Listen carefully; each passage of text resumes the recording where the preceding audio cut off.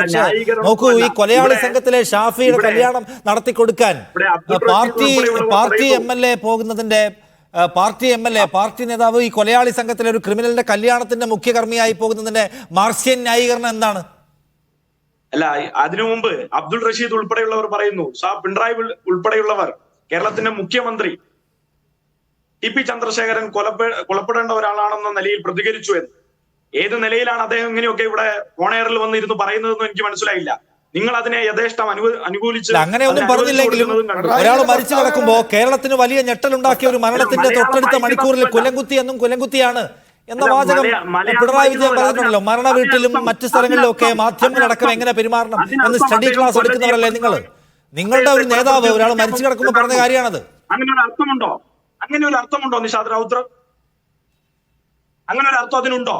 കൊല ചെയ്യപ്പെടേണ്ട ആളാണെന്നും അല്ല, തലതല്ലി പൊളിക്കുന്നതിന് രക്ഷാപ്രവർത്തനം എന്ന് പറഞ്ഞ പിണറായി വിജയൻ അന്ന് പറഞ്ഞതാണ്. സഞ്ജീവ് ഒന്നെടുത്ത് പഴയ വീഡിയോ ഒന്നെടുത്ത് നോക്കി, പിണറായി വിജയന്റെ വീഡിയോകള്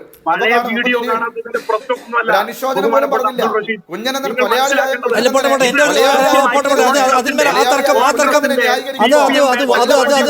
വാക്കുകളുടെ സാങ്കേതികത്വത്തിൽ തർക്കമാണ്. എന്റെ ചോദ്യം സഞ്ജീവ് കൊലയാളി സംഘത്തിൽ ഒരാളുടെ കല്യാണം നടത്തി കൊടുക്കാൻ പാർട്ടിയുടെ പ്രധാനി പോകുന്നതിന്റെ സന്ദേശം എന്താണ്?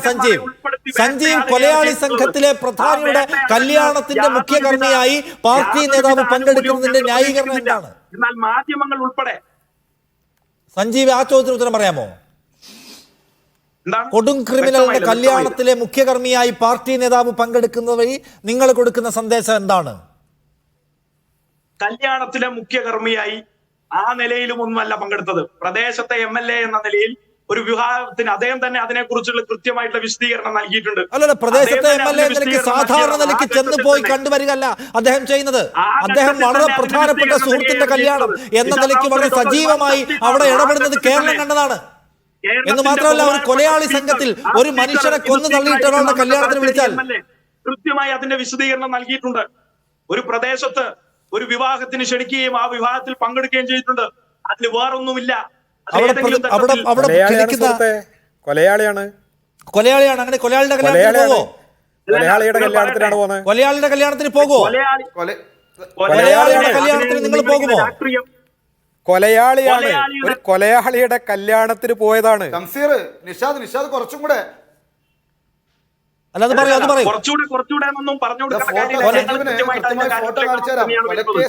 നിങ്ങളിപ്പോ പറഞ്ഞുകൊണ്ടിരിക്കുന്നത് അല്ലല്ല, ഞാൻ സ്പെസിഫിക് ആണ് സഞ്ജീവ്. എന്റെ ചോദ്യം സ്പെസിഫിക് ആണ്. സഞ്ജീവ് ഗോവിന്ദച്ചാമി തലശ്ശേരി മണ്ഡലത്തിലെ വോട്ടറാണെങ്കിൽ അയാളുടെ വീട്ടിലെ ചടങ്ങിന് വിളിച്ചാൽ ഷംസീർ പോകുമോ? പോകണമെന്നാണോ CPM നയം? കേരളത്തിന്റെ ബഹുമാനപ്പെട്ട സ്പീക്കർക്ക് ഷംസീറിന് യാതൊരു മടിയുമില്ല.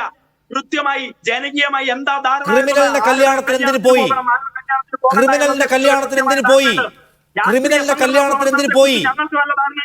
നിങ്ങളുടെ ധാരണയല്ലോ. ക്രിമിനലിന്റെ കല്യാണത്തിന് എന്തിനു പോയി?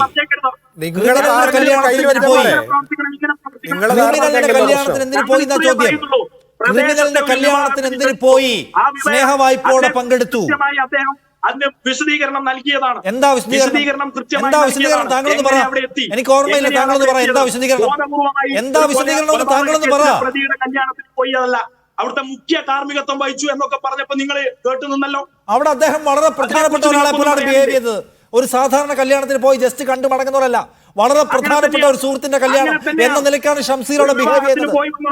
അതിനെക്കുറിച്ച് വേറെ യാതൊരു, നിങ്ങൾ ഈ പറയുന്നത് പോലെ ഈ പാനലിലിരിക്കുന്ന 2 പേർ, നിങ്ങളടക്കം 3 പേർ, കേരളത്തിന്റെ മുഖ്യമന്ത്രിയെ ഉൾപ്പെടെ ഇതിൽ വലിച്ചിടക്കാൻ നോക്കി.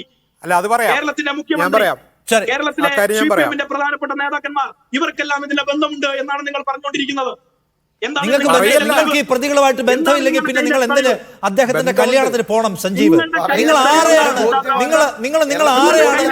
നിങ്ങൾ ആരെയാണ് മഠയന്മാരാക്കാൻ നോക്കുന്നത്? നിങ്ങൾക്ക് ഈ പ്രതികളുമായി അടുത്ത ബന്ധമില്ലെങ്കിൽ ഇങ്ങനെ ഒരു കല്യാണ സീൻ ഉണ്ടാവില്ല. ഞങ്ങൾക്ക് യാതൊരു ബന്ധവുമില്ല.